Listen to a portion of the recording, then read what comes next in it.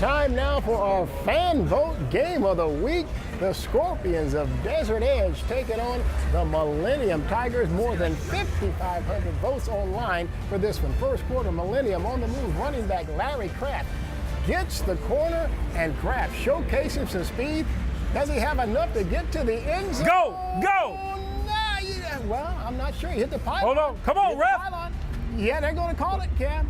Touchdown. Yeah, how about that? All right. Later, Millennium quarterback Jalen Early spots Kason Barnett in the back of the end zone. Touchdown. The Tigers extend their lead to 21-0.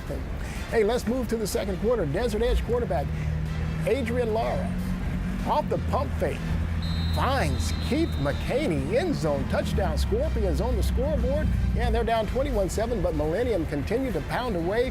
Oh yeah, that's Jalen Early off the read option, end zone touchdown. Millennium improves to 3-0 on the season, camp with a convincing 48-14 win. Hey, make sure you vote for next week's fan vote game on 12news.com.